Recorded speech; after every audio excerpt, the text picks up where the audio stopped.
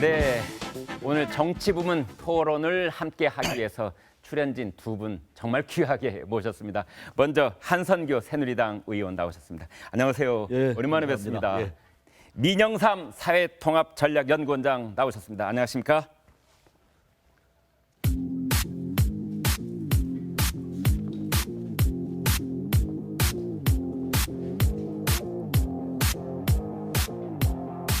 네, 먼저 이번 코너는 돌고 도는 돌면 어느새 새 이슈가 보이는 돌돌돌 코너입니다. 그 코너 열어드리겠습니다.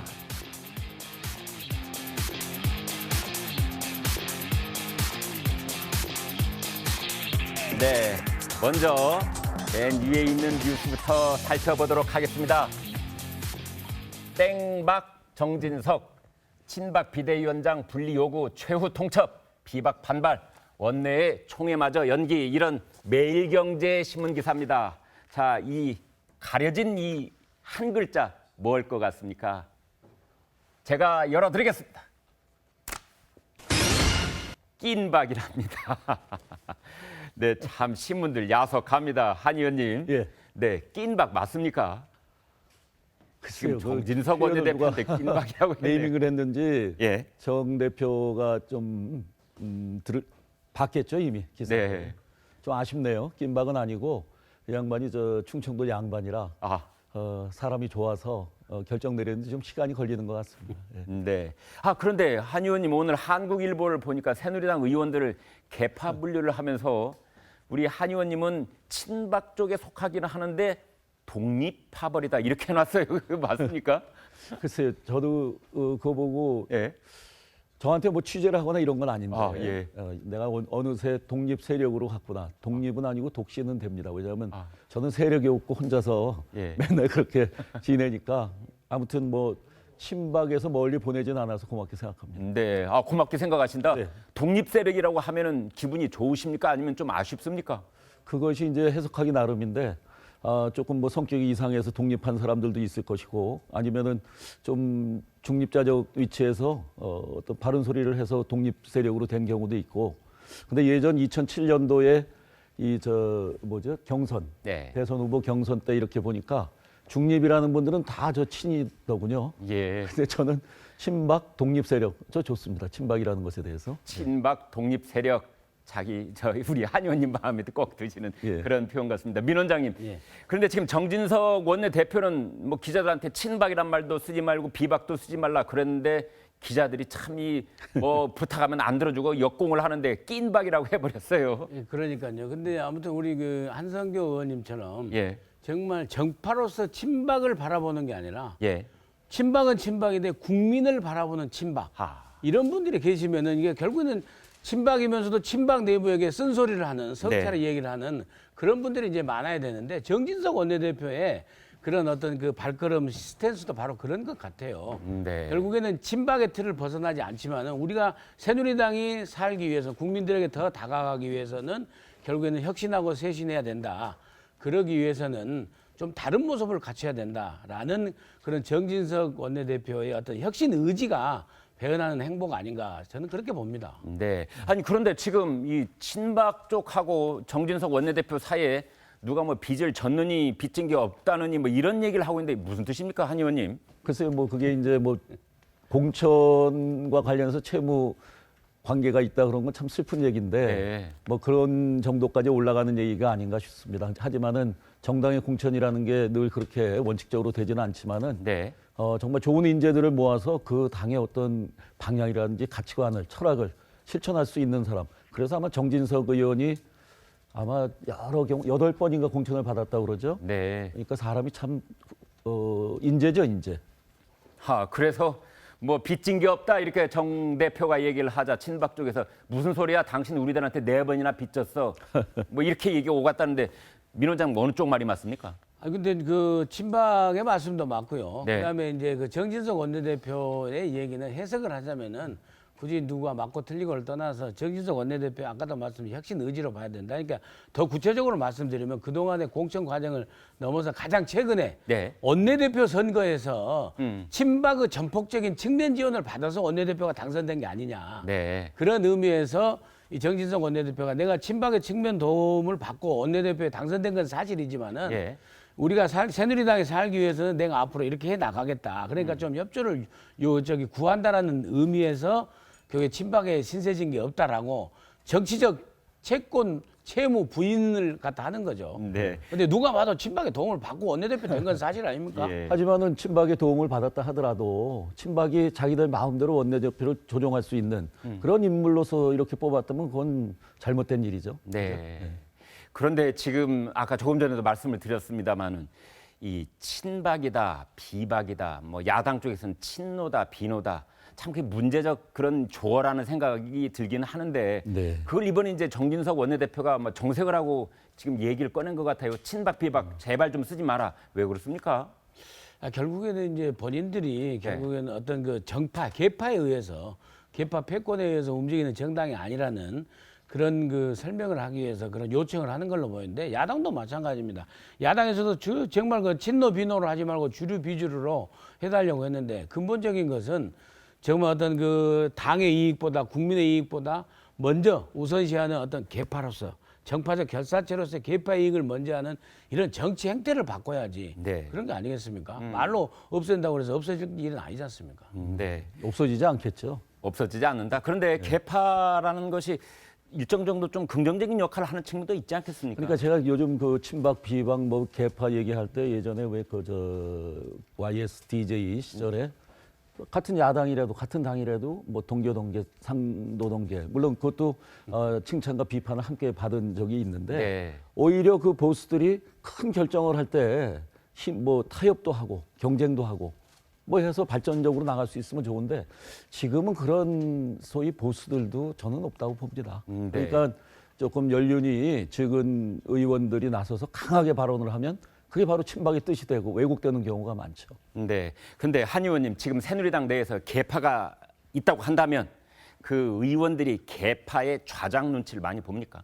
글쎄 좌장이 아주 강력한 리더십을 가진 네. 좌장이 없기 때문에 아니 지금 뭐 서청원, 뭐 최경환 이런 분들 아니에요? 난 그분들이 그렇게 강력한 리더십이 있다고 생각지는 않습니다. 특히 예. 이번 그 총선을 거치면서 예. 친박 책임론이라든지 이런 게 나옴으로 인해 갖고 네. 그분들의 리더십의 지도력에 많은 부분 손상을 입었다고 생각을 하고 예를 들어서 비박 쪽에 김무성 대표께서 있지만은 김무성 대표는 원래 대주주가 아니었지 않습니까? 비박의 연합체로서 당대표가 됐었고 네. 그래서 앞으로 그 개파를 끌고 가는 데는 그분들의 역할은 좀 작아졌고 오히려 지금- 그걸 계기로 해서 중간저적인 그런 의원들이 많아졌으면 하는 생각입니다. 지금 말씀하시는 거 보니까 우리 한 의원님은 독립 세력 맞네요. 저도 그런 느낌을 가졌습니다.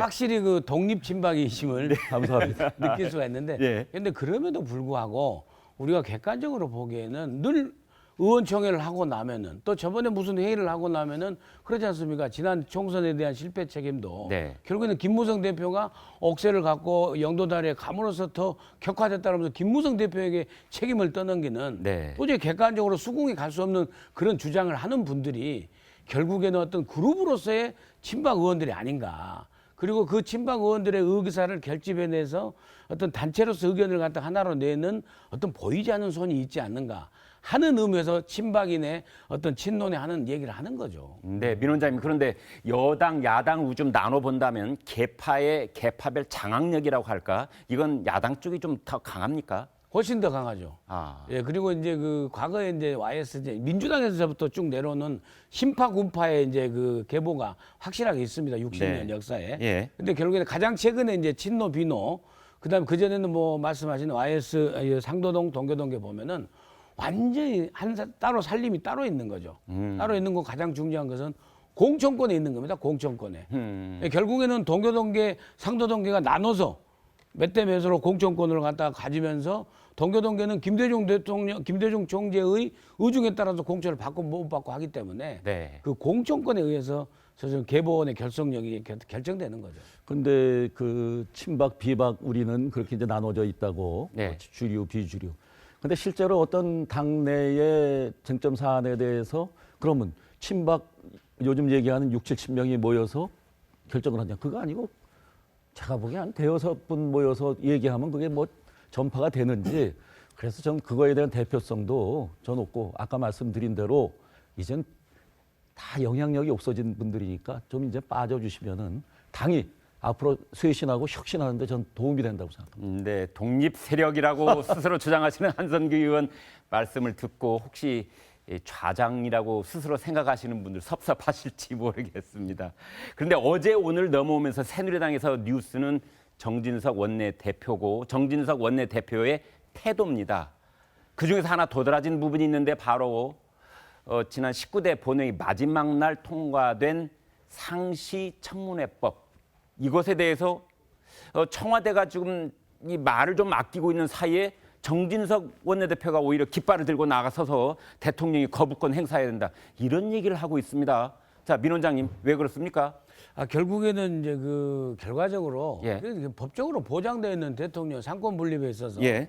행정부의 수장으로서 대통령이 제2 요구를 할 수 있는 권한이 있는데 네. 지금 현재 그 벌어지고 있는 일은 사실은 의도하지 않은 그 반대를 했던 그 국회법에 개정한 네. 상시청문회법이라고 일컬어진 그 법이 사실은 개정돼서 국회를 통과해 버렸거든요. 네. 그렇기 때문에 결국에 법적인 절차에서 대통령께서 제2 요구를 해서 네. 이 법을 갖다가 무산시키자라는 그런 그 새누리당의 정진석 원내대표 의중이 네. 지금 나오고 있는 거죠. 그러니까 지금 박근혜 대통령이 하고 싶은 말을 대신하는 겁니까? 한 의원님 어떻게 보세요? 예. 뭐 그렇다고 볼 수도 있겠는데 예. 우리 민 원장님 말씀대로 예.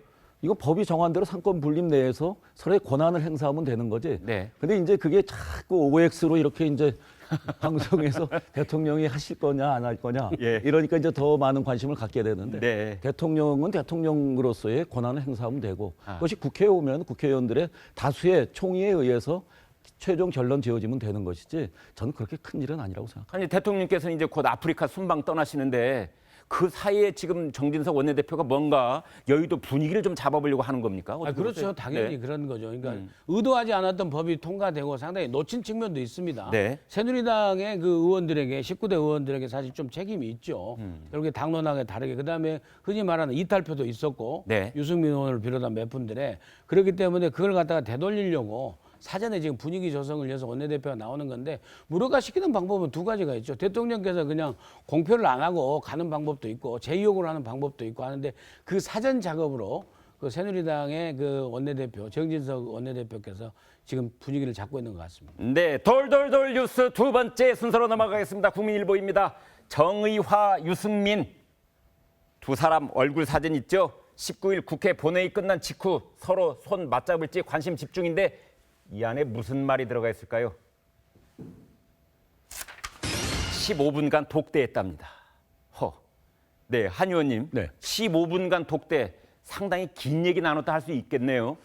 글쎄 뭐 차 한잔 하자고 그래서 이렇게 두 분이 예. 뭐 이렇게 담소를 나눈 정도지 거기서 어떤 정치적인 어떤 의기투합이라든지 이런 거는 할 수 없는 그런 시간이고 그런 자리였다고 전 알고 있고요. 네. 그리고 두 분이 결합을 하고 함께 같은 방향으로 손잡고 으쌰하고 나가기에는 좀 성향이 다른 것 같습니다. 아, 성향이 다르다. 민 원장님 생각도 그러십니까? 저는 가능성은 좀 있다고 봅니다. 예. 결국에는 이제 정의와 의장께서 지금 추진한다고 할까요? 의중을 갖고 있는 것이 극단의 이념과 세력으로서의 어떤 그 결사체를 구성하고 있다라고 하는 평가되는 극단의 친박과 네. 극단의 친노를 제외한 많은 합리적 진보, 그 개혁적 보수의 이런 분들이 한번 모여서 네. 어떤 그 제3의 길을 한번 마련해 보자, 제4의 길을 마련해 보자라는 움직임에서 정의와 의장이 지금 의도를 갖고 움직이고 있는데 거기에 대해서 유승민 의원을 좀 이렇게 그 같이 함께 하려고 하는 그런 첫 걸음이 아닌가. 그런 의미에서 저는 그 상당히 앞으로 펼쳐질지도 모를 정계 개편에 있어서 중요한 어떤 그 걸음 중에 하나다. 저는 그렇게 봅니다. 아니 우리가 그냥 이렇게 간단하게 생각해 보면은 정의와 유승민 두 사람 특징 공통점 하나 있습니다. 뭡니까? 청와대 눈밖에 난 사람들 이렇게 할 수 있겠는데 한 의원님 그러다 보면 서로 동병상련하지 않겠습니까? 정의와 의장 뭐 이번 주에 조직도 하나 새로 만드시더라고요. 네, 그러신다고 그러는데 유승민 의원이 그 무소속으로 나가서 네. 그 동구에서 아주 뭐 압도적인 지지를 받았지만은 예. 결국 유승민 의원의 정치적인 터전은 바로 그 대구 동구가 아니겠습니까? 대구 아니겠습니까? 네. 소 확대로 하면 TK고 그래서 유승민 의원이 뭐 눈밖에 났어도 지금도 복당 신청을 하고 있지만은 아마 복귀를 해서 TK에서의 자기 역할을 하려는 것이 주된 생각이 아닐까 싶습니다. 네, 이어서 돌돌돌 뉴스 세 번째 살펴드리겠습니다. 동아일보입니다. 친노 오늘 봉하마을 집결. 오늘이 5월 23일 노무현 전 대통령 돌아가신 지 7년 되는 날입니다. 노 전 대통령 7주기 추도식 열려 작년 물세례 맞은 국민의당도 참석. 아들 건호 씨 정치 발언 여부 촉각. 그렇다면 친노 오늘 봉하마을 집결에서 패족이 어떻게 되느냐? 어떻게 될까요?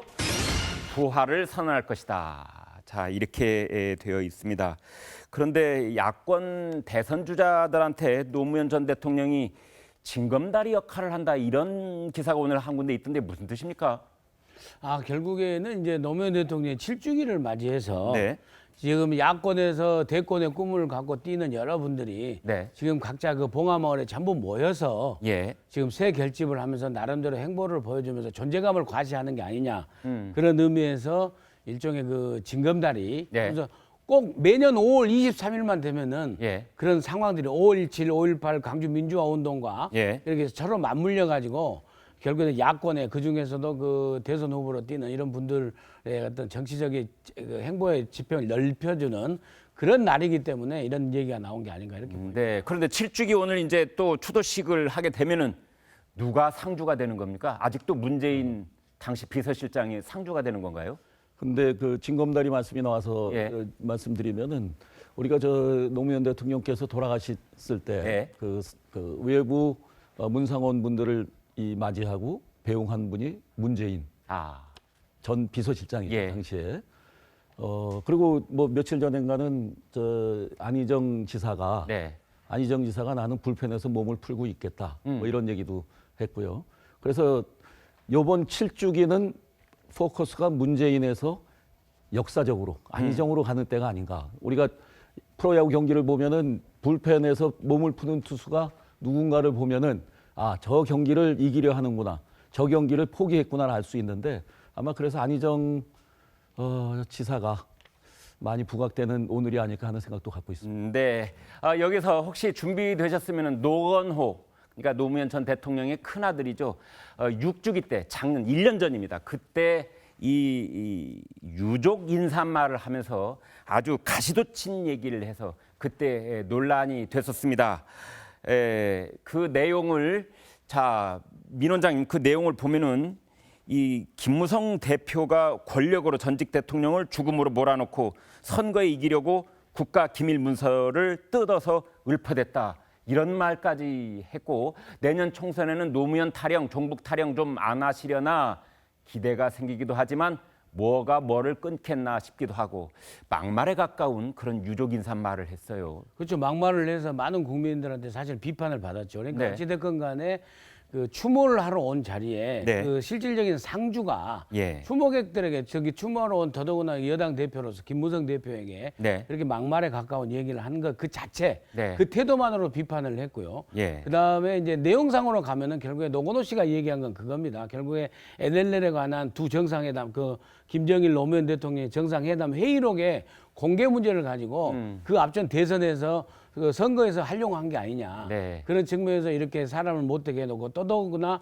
그 노무현 대통령의 정치자금 수사, 가족 정치자금 수사를 통해서 해서 노무현 대통령을 죽음으로 몰아넣고 어찌 이 자리에 와 있느냐라고 이제 비판한 거에 대해서 사실은 국민적으로 그 비판하는 목소리가 더 많았죠. 네. 한 의원님, 작년에 김무성 대표가 이렇게 막말 들은 걸로 따지자면 올해는 새누리당에서는 한 사람도 가지 말아야 될 것 같기도 한데, 예. 정진석 대표가 봉하마을 간다고요? 저는 뭐 가는 것이 맞다고 생각하고요. 예. 왜냐하면 뭐 다른 국가 지도자들에 대한 추도식이 많지만 특별히 우리 시민들이 자발적으로 참여하는 것은 또 그렇게 많은 것 같지는 않습니다. 그런 의미에서도 가야 되고, 또 가서 또 한마디 들으면 어떻습니까?